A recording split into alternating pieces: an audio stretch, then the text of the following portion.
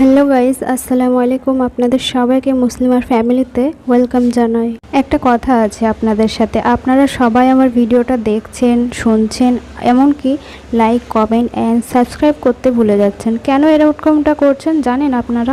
একটা ভিডিওর পেছনে আমাদের কতটা সময় দিতে হয়, সময়ের মূল্য তো আপনারা বুঝবেন না। এত কষ্ট করে যে আমি এই ভিডিওগুলো আপলোড দিই, আর তার উপরে এই 5টা দিন বৃষ্টি হয়েছে। 5টা দিন বৃষ্টির ব্যাপারটা বুঝতে পারছেন? কত মানুষের কাজ বন্ধ হয়েছে, যারা দিন আনে দিন খায়, তাদের কি অবস্থাটাই না গেছে। তারপরেও আমি এইভাবে ভিডিও করছি। কাপড়গুলো ভিজে গেছিলো, ওইগুলো শুকোলাম, তারপর ভাঁজ করে আবার রাখছি। রোদ না হলেও জ্বালা আর বৃষ্টি না হলেও জ্বালা, কোনটা মানুষের সয় বলো তো? পৃথিবীতে 18,000 আল-মাখলুকাত, মানে পৃথিবীতে 18,000 প্রাণীর সম্পর্কে সায়েন্স অনেকগুলো বই বের করেছে, কিন্তু তার মধ্যে একটি হলো মানবজাতি, যার জন্য আল কোরআন, হাদিস শরীফ, রামায়ণ, মহাভারত, গীতা সব রকম বই পড়া হয়, কিন্তু তবুও মানবজাতি একটুমাত্র নিজের সম্পর্কে বুঝতে পারে না। সব সময় অন্যের সমালোচনা নিয়ে পড়ে থাকে।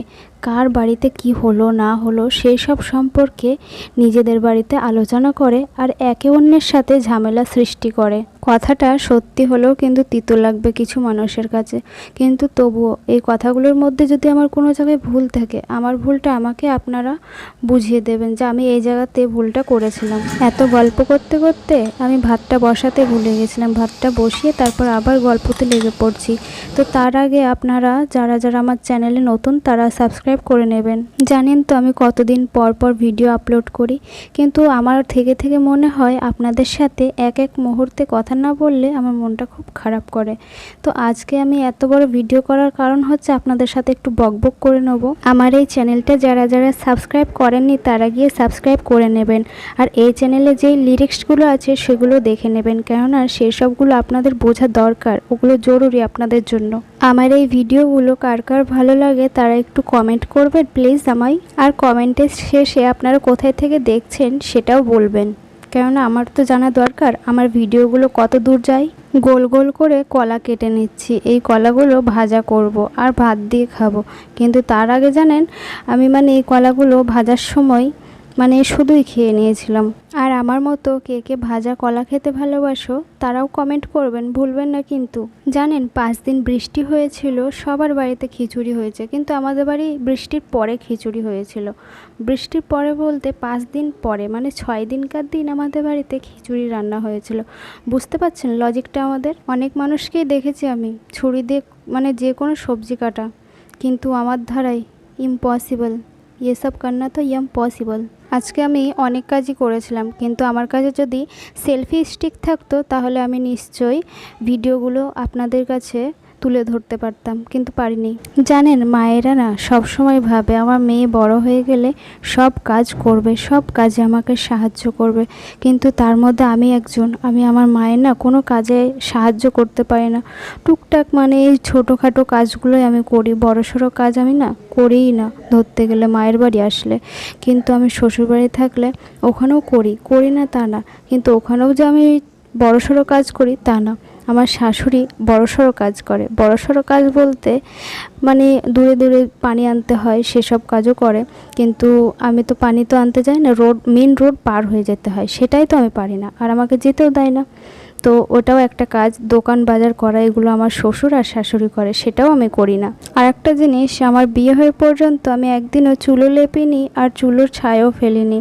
আমি শ্বশুরবাড়ি থাকতে এইরকম বদমাশি করেছি, তবুও আমার শাশুড়ি যাই হোক নিজের মেয়ের মতন যতটা পেরেছে আমার হয়ে সাপোর্ট করেছে। আমার শ্বশুরবাড়িতে হিসিলটা হচ্ছে বাড়ির থেকে মনে হয় যে 10 কিলোমিটার দূর, তো ওই জন্য আমার শাশুড়ি আরও আমাকে যেতে দেয় না, যে ওখানে আমি যখন ঝাড়টার দিয়ে আসবো, চুলো ছাই আর লেপেও দিয়ে আসবো, সেসব টেনশন তোমাকে করতে হবে না, তুমি ঘরের কাজটাই করো, আমাকে এইরকম সুযোগ দেয়। এরকম শাশুড়ি আজকালকার যুগে পাওয়া যাবে কি? এখন মা গেছে গোসল করতে, তো মায়ের আর আমার ভাত বাড়ছিলাম, তো ভাবলাম মাকে একটু ডাকি গোসল হয়েছে কিনা, তো তার আগে রিংটোন বাজিয়ে ডাকবো মাকে। আর এদিকে আমার ভাত ভাতটা পড়ে গেল, এবার আমি কি করব, ভাতটা তো তুলতেই হবে না, পড়া ভাত তো ফেলা তো যায় না, সে ভাতটাকে তুলেই খেতে হয়, কেন পড়ে যাওয়া ভাতটাই প্রথমে মুখে দিতে হয় বিসমিল্লাহ বলে, এটা কখনো ভুলবেন না আপনারা। Ready 1 2 3 start.